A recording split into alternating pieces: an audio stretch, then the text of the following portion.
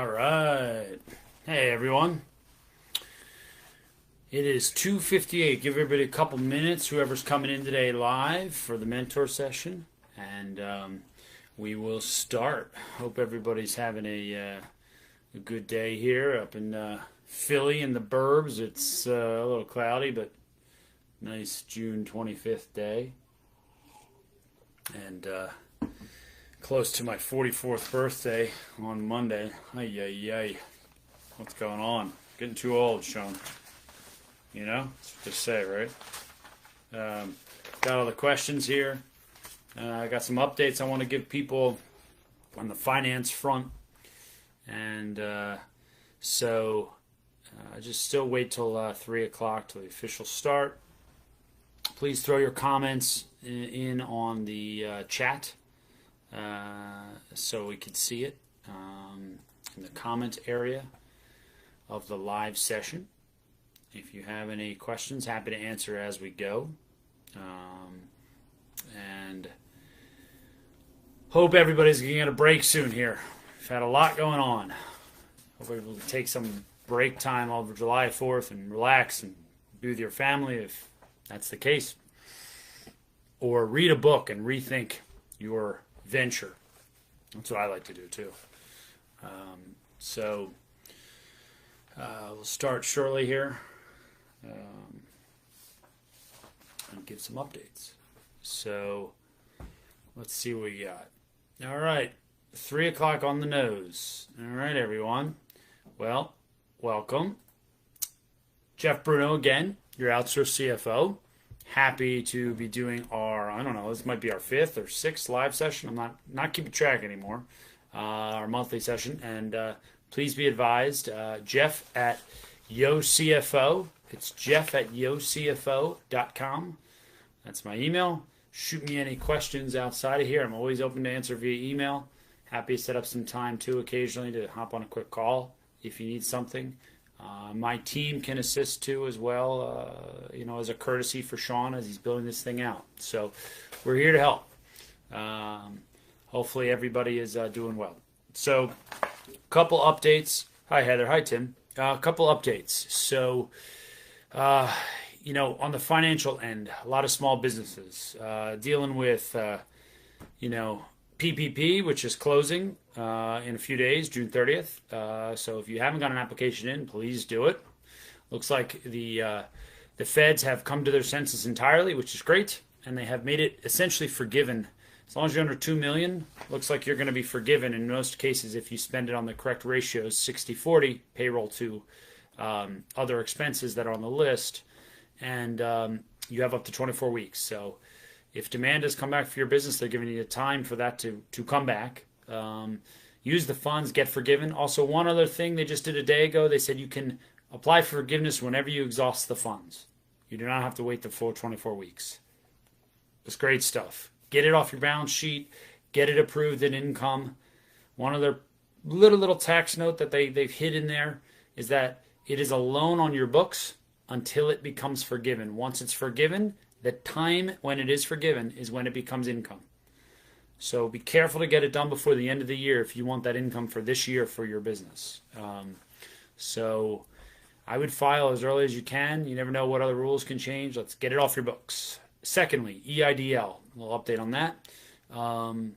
EIDL is, a lot of our clients have received it too now, and we're getting some consternation out there about how to use it. It's a little bit more restrictive here, not in what the uses are, but on how you can use it per se, versus, you can't really use EIDL at all for expansion.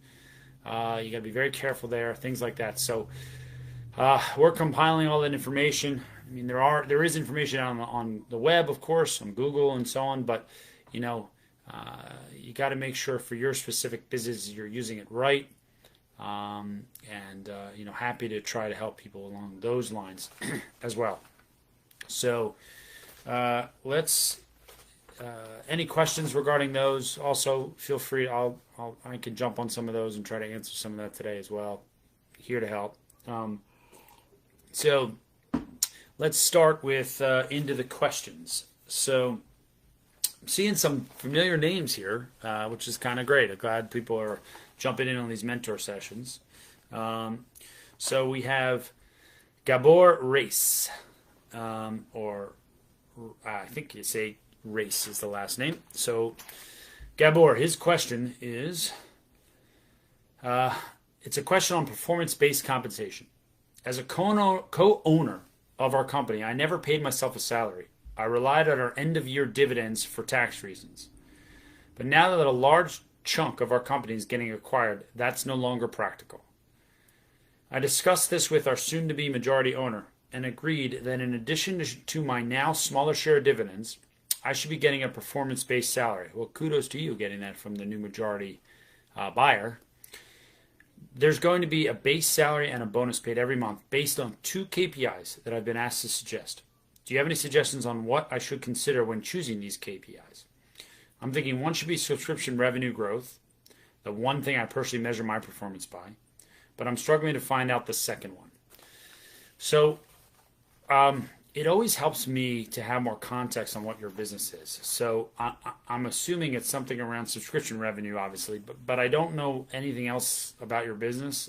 I mean, maybe last time I just didn't look back on the former notes. So a little hard for me to say that other KPI, but I'll throw some advice out here. So, the fact that the new majority owner is coming in and is willing to do that with you to sort of get you back to compensation levels is excellent. That's a great start to a new partnership. But what is your role specifically versus the new owner? So it sounds like to me that you're responsible for sales growth. So that obviously is your primary metric, as you note, on subscription revenue. So are there other roles that you're responsible for? Do you need to manage profitability, gross margin? Are you responsible to help with hiring, selection, and training of people, and so on? I mean, there are a lot of other metrics here that can speak to productivity of the business. So I'm just not sure your business structure. So, I mean, I think another way to look at it too, besides your just straight up subscription revenue growth, is to look at a milestone construct. So what is the business trying to do? Is the business trying to hit a goal? And is that goal for a reason? Meaning, is the business disruptive in trying to get subscription revenue in that might not be the most profitable, but gets the user count up, gets the revenue up faster and shows a growth percentage that entices investors to your company, that speaks to the definition of your valuation versus just straight up profit or EBITDA calculation for your valuation. So, I mean, does it lead to, could that milestone be, we need to hit X in subscription revenue, which leads to Y in our valuation, which gives us, we only have to give away 10% to the next round of investors who are coming in. I just don't know what you're doing with your business, but I think all of those things can come together. And, if you have a valuation target, a gross margin target, a subscription revenue target, those are all KPIs, since you are still an owner, that I'm sure, the majority owner would be interested in as you're trying to grow the business. So hopefully that's helpful. Let me know if you had further thoughts on that. So next question is from Lloyd Brown. Lloyd Brown says, "Hello, mentors, and thank you for taking the time for my question. I am launching my side business, an e-commerce store for my artwork. I already have an LLC for my moving company. How do I umbrella the new business under my current LLC, or should I just create a separate one altogether? Thanks." So Lloyd, first off, this tends to be a little bit of a tax question, which I'm going to stay away from. But it also becomes a legal question, which I should stay away from, but I'll give you my thoughts on how that typically would work. So what are your objectives here? So if your objective is just to track the financials and you own both businesses 100%, then, and there's no major differences in those businesses per se. I mean, one's moving and one's artwork sales, so it sounds they're different, but I don't know too much more than that. I would say don't start another LLC. But if you are taking two different directions here, maybe they feed off each other. They help support the growth of each other, but maybe there's two different directions here. Like some investors or some capital might come into one business and not the other. In that case, I would absolutely set up separate LLCs. You need different cap table constructs for investors, and you need different, lien structures for debt holders. So I would definitely set that up. You don't want to have what we call a UCC filing, which is what banks and other debt holders, even for credit lines, will throw on a company, essentially securing all their assets with a lien, their business assets, and file that at UCC on your one company when it's meant to be for a separate company. So that would be some reasons to separate it. Another big one is your liability. This is where the attorneys come in, but in a moving company, and I don't know how you're moving, if you're moving artwork, there's a ton of liability there. There's workers' comp liability. There's people getting hurt on the job outside of workers' comp. There's general liability. There's movers and the workers' comp cost for moving companies is extremely high. So your insurance costs will be much higher for a moving company than they would for a e-commerce. Through the roof higher. And your liability concerns are much larger. So for that reason, it probably would not make sense to combine the two because your cost structures could be different. And insurances will just lump it together. They will not give you a discount because you have your art reselling e-commerce business within your moving. You're going to be on those higher ratios of insurance costs. So, if you're thinking about accounting again, as I mentioned earlier, QBO, QuickBooks Online, Xero, whatever system you use, you could set up different classes or departments or whatever. So if they're the same business, I wouldn't even worry about that. Ultimately, one other point to think about here, Lloyd, is if you go down the road where you're going to have a moving business, you're going to have an artwork reseller business, and you're going to have some other business that does it. Maybe you have the service business that services post-sale your artwork or something. I don't know. I don't know your business that well, but if you have that, you might want to have a parent company. And that way the parent company can own each of the individual companies 100%, and then you could have different investors and different people come into those companies and pull off some of that parent company equity. That's one way to structure it as well, but you really need some advice from accountants on the tax side, and you need some advice on from the legal liability standpoint as well. But hopefully that helped with your thought process. So let's see who's next here as a question. So we got Dylan Burns. Dylan Burns says, I've decided to completely shift our revenue model for summer camp coming up the final week of July.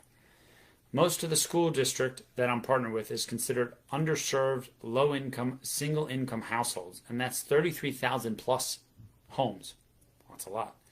So I've shifted to a more progressive model of crowdfunding. Interesting. Essentially by way of sponsorships from local businesses. So I'm assuming this is a private school construct. I've partnered with my local Chamber of Commerce and have a list of 6,400 local businesses that I'm reaching out to and asking for their help to sponsor at least one child/student for the camp, which is equal to $250. I'm curious what kind of camp it is. I've created an email script to send, and I'm calling also. But I've actually started to consider hiring a salesperson to do the calling for me for a few weeks. If not, until we stop taking admission.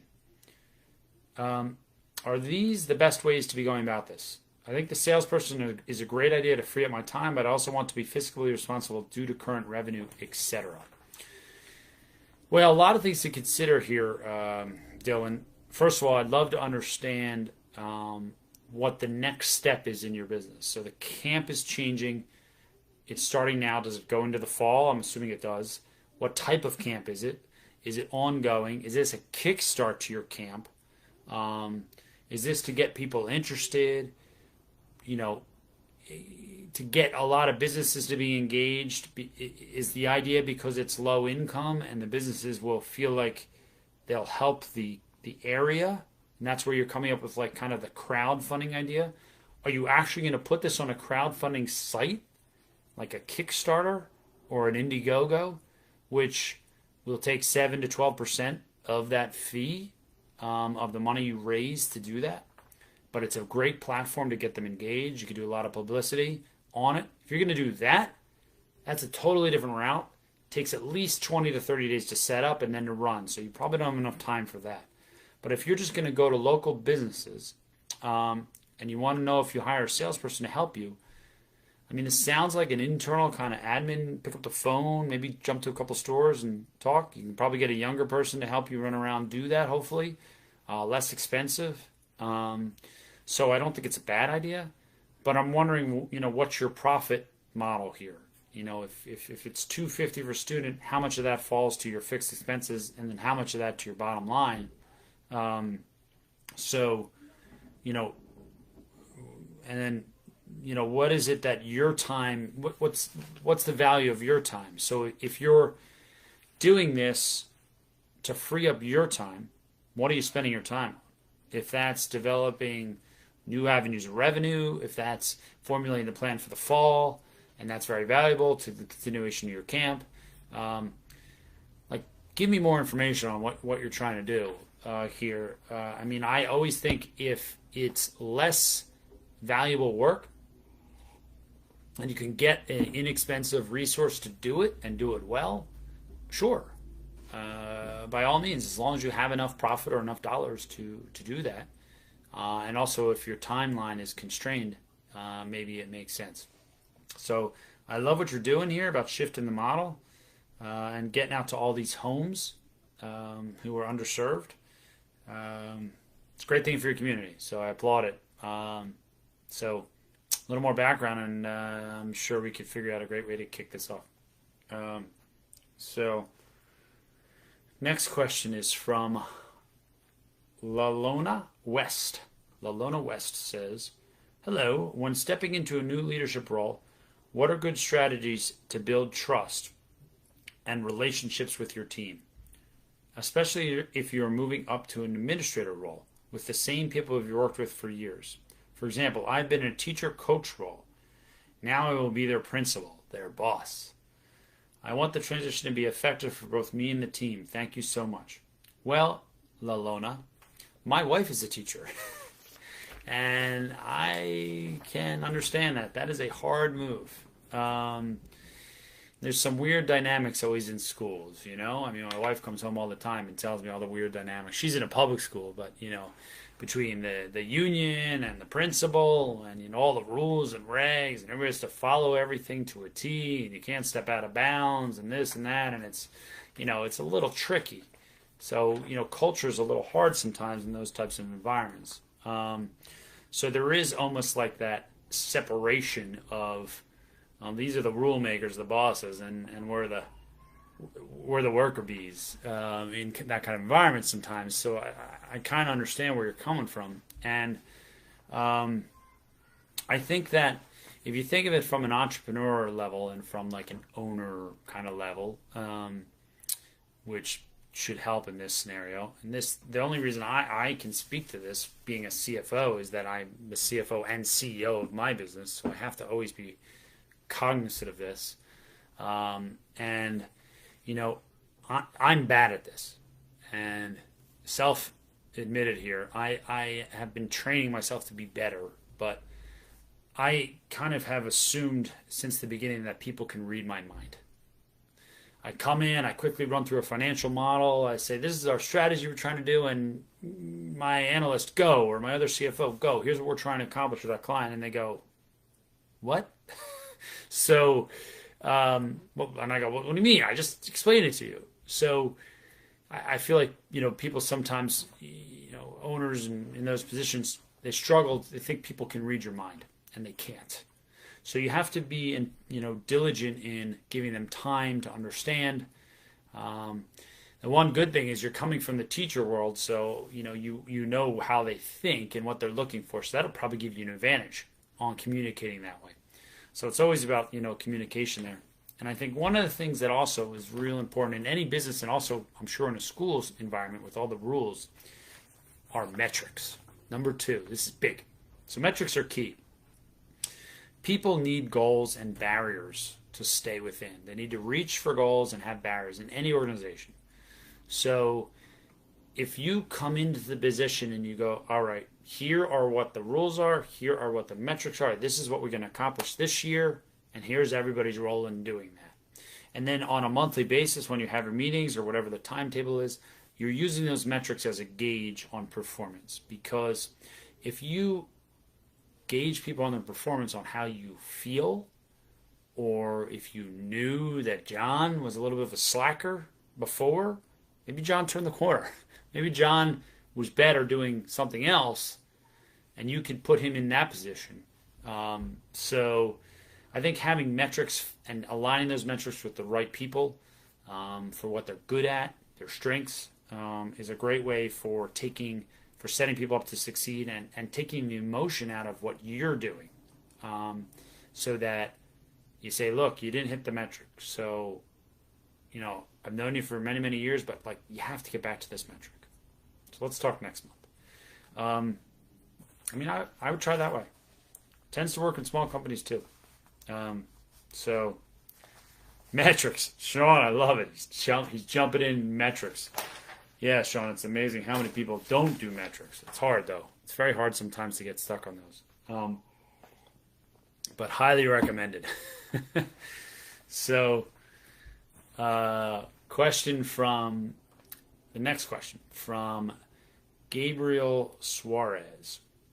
So Gabriel says, I want to buy out a minority partner at one of the stores. We are bumping heads too much. And the 20% he owns of one store is the only thing tying him to me and the company. To cut him loose, I need to buy him out. What are some things I should look at when I negotiate this, and what are some things I can do to minimize my expense and protect myself from a legal perspective? Get an attorney. No, just kidding. Just kidding, Gabriel. So, excuse me. No, the best thing to do is, first of all, what do you have in place? So this is the fault of so many business owners. Luckily, I did this with my business with a couple people who have some very small percentages in my business, but you need to have an operating agreement or a buy-sell from the beginning with any partners. And if you don't, these problems come up. So if you had a buy-sell and operating agreement that said, look, at any given point you own 20%, here's what the 20% is. It's worth this. At the time, in 2 or 3 years, here are the parameters that would mean it would be worth this. And it's revenue growth, it's profit, and at that point we're going to look at the fair market value of that, and you will be bought out at that fair market value, which is essentially what's in my operating agreement. And then there's voting considerations and so on. The problem is that I would ask you further questions. Is there debt? Who's signing? What's going on? People need to remember this. When you own 20% of a company or an LLC, you're liable in a lot of cases. Meaning you're liable on debt, you're liable on SBA debt, credit card, or in some cases credit card debt, credit line debt. You're probably signing for that and probably a guarantor. I don't know if that's in your case, but be careful of that. So just another piece of what I mentioned. But if you don't have those in place, then what is the role of this person? So are they the sales generator? Are they responsible for the operations? What are they doing? And can you replace that, first of all? I'm sure you can. And if you can, then you have to sit down with that person, assuming you don't have any documents in place, and say, what are you willing to get to, have me buy you out with? Because at this point, it's all negotiation. You're hoping that person's realistic, and they will leave for a reasonable amount. And then, along that way, you got to ask, did that person put money in? If they did, they're going to want an appreciation on top of the money they put in, which can make it even worse. So I think it's bottom line, what are they willing to accept? What can the business afford? Maybe it's through distributions to you, or what can you afford if it's your shares to pay that person back, to take those shares back. And I say shares, but I mean interest in the business. Could be membership interest in an LLC. So, what does that look like? And I think that those are a lot of considerations, but see where they're at first. Don't jump to attorneys. Never jump to attorneys first, because you're setting yourself up for a fight right from the beginning. But, if you can't come to a decision, you're going to have to go the legal route, unfortunately. So that's the best advice I could give you there. So next question is from Allison Koyanagi. I like that last name, Allison Koyanagi. So Allison says, do you have any resources or any advice on how to sell my services at a higher fee than what I sell it for now? I want to be able to convince potential clients that they will receive value for the investment they make with me, but I'm having trouble with feeling confident enough to price my services higher. So, Allison, not uncommon with everybody. When I first started my business, I also underpriced it. And so I get it, and it's certainly something hard to deal with. Now, it's also something that as you grow, you'll be able to dictate price better. So, when you're not well known, people don't know what they're buying. People go to, whatever. They go to a store like a shoe store or something to get an Adidas. You know what Adidas sneaker you're going to get, right? But if you get some store that has random shoes, you don't know what you're buying here. That's a weird example, but the point is if you don't know the brand, people shy away from the value of it. So it's hard to set that up. So as you get bigger, you can put more of a value on your services. So I think one of the things you can do with some of your clients early on, or new clients, throw together a little ROI calculator. Why not? It's return on investment. Throw something together. That's the value you're providing. And it looks like you're in marketing. So a lot of people look for marketing for value. They look for 2-to-1 return, 4-to-1 return, 10-to-1 return, depending on the type of business they're in, on those marketing dollars. So if those strategies can be somehow tracked, back to Sean's metrics, if those can be tracked somehow, you can show the value that you're doing with your pricing. And if you return 5 times the spend, forget it. They're going to love it. They're going to have no problem paying your uptick in pricing. So I think that's the way to do it. You can test run it too. I think people are okay with test running that kind of ROI calculator to see how it works, and see if you can really track that.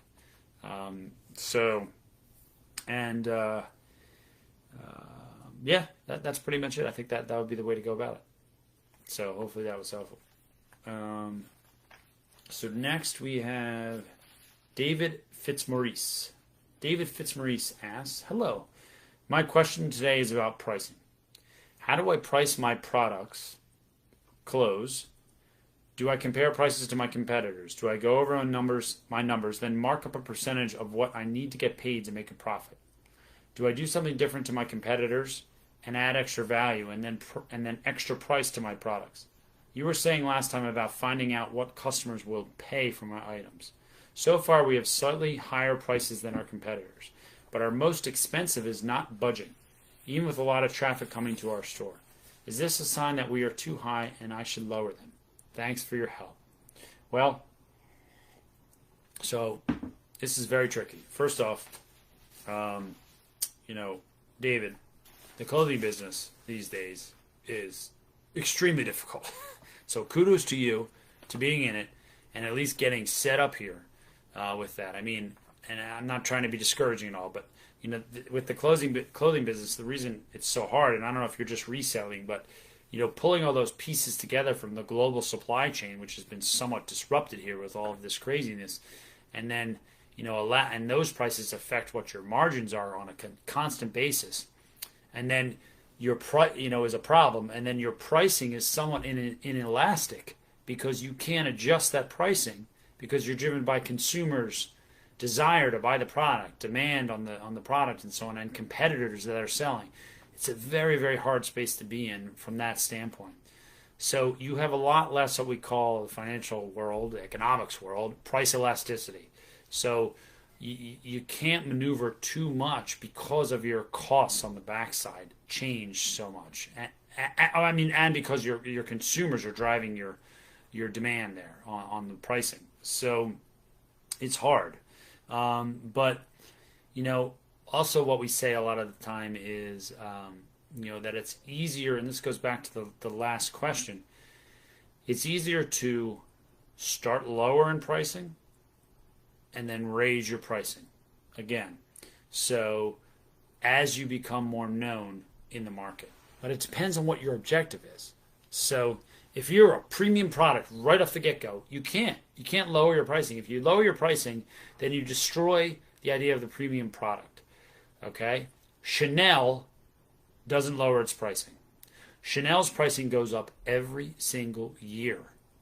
And it was probably the best investment I made when I got my wife this little clutch Chanel, probably about 10 years ago now. Maybe it was 8 or 9 years ago. The thing is appreciated like 80%. So when you're talking about premium products, you got to stay pricing high. If that's the way to go. If it's not, then maybe you price low, and as you become more of a well-known brand, you could price up. So it depends on what your approach is there. If you're trying to grab market share, and you know your game is volume, and your fixed costs are pretty low, hopefully, then you can do it. You can lower the cost, go less margin, more volume. So, you know, those are the questions you have to look at in your business model, and you know, without knowing too much more of your financials, that would be where I would try to figure that out. Heather Brockman. Hey, Heather. I see you're online. So here's your question, and welcome back. Heather says, I partnered with a dog walking company, and I'm looking for advice on how to draw up a legal contract so I can ensure I get paid for the clients I will be sending his way and protect me in the event I need to stop using him. Totally new avenue for me and want to cover all my bases. So Heather, first of all, I still love your idea from last time of the mobile pet salon, big time. I want to invest with you. Let's blow this thing up. And handicapped dogs, Heather. You got to do handicapped dogs because my dog's handicapped and nobody takes the poor dog. They won't. So in a mobile scenario, that's the way to do it. You'll have a huge niche market and you'll become famous. So there's an idea for you. So I think with the legal contracts, yeah, you got to be careful as you're. Oh, Heather, you missed it? Oh, well, check it out again, Heather. I hope you can hear me now. Let me know if you can hear me. My sound looks good. So let me know if you can hear me. If not, you can look at the replay, I guess. So basically what I'm saying is when you are contracting with other people that could essentially steal your market, the financial considerations, there's a lot of liability considerations here, of course, but the financial considerations are, you know, can that person take business from me?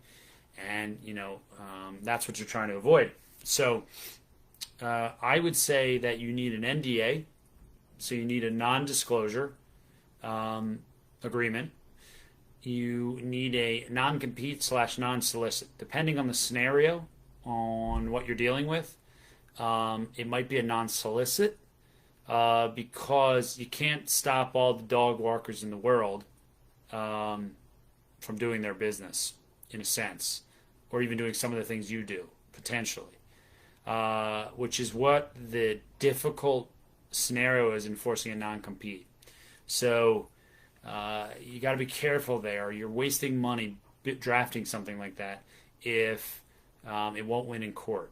So a lot of the time, attorneys will say, do a non-solicit and make sure you update that non-solicit consistently. So John, Sally, Chris, these are the clients I work with. And they're listed on the non-solicit when you sign up with that person. So we can't take those clients with any of your services. And that holds up really well, usually. So again, full disclosure, I'm not an attorney, but these are the advice I've gotten over the years and what we tend to say to our clients, and then we push them to an attorney. So those are the main things you should do. By the way, Heather, we have a great new strategic relationship in Philadelphia with a very regional firm here called RCCB. They're an attorney firm. They have an awesome package that we developed with them, co-developed. I'd be happy to introduce you to them. They do a very inexpensive package for exactly what you're asking for, and along with an assessment of your whole legal structure. Very, very inexpensive, at least from an attorney standpoint. So if you want that, let me know offline, and I'm happy to introduce you to one of the key attorneys there I work with. Or I'm sure there's other attorneys here too as part of Sean's group that might be able to help you out. I hope that helped. I hope you heard me. So the next and last question is from Edwin. Edwin, you on, buddy? Edwin is a new client of ours. We're excited. We're just starting out with him, so hopefully we can help him gain traction and really grow his business. So we're excited for him, and he has a lot of opportunity. So he asks, at what point should a company have a board of directors? Is it okay to not have a board of directors? What benefit have you seen once your company established a board of directors? So, Edwin, I think this is two different schools of thought here. You're a pretty small company right now. You're growing, but I would put this in the realm of a board of advisors or a board of directors, depending on which avenue you're going to go. So, as an entrepreneur and as a company that's growing and you're looking for support in your industry per se or so on, it's a good idea to have a board of advisors. And because typically there's no compensation for a board of advisors. Typically, sometimes there's some small equity pieces if they're really engaged, but no pay per se. And you don't usually need any type of insurance because they're advising you. They're not a director sort of listed on your financial documents. So that's an easier route to go, and people are willing to give you their time, especially if they get a tiny piece of equity in your business. So I would say that's probably the first avenue to go. Usually as companies get bigger, a board of directors becomes a more common scenario because there are voting parameters that come into play.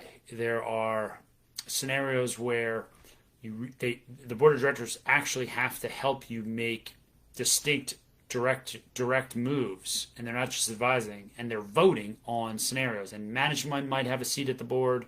3 other board members might be there. You might have an industry representative on the board. But it's when you're a little more substantial, and typically it's when you're raising a large amount of funding.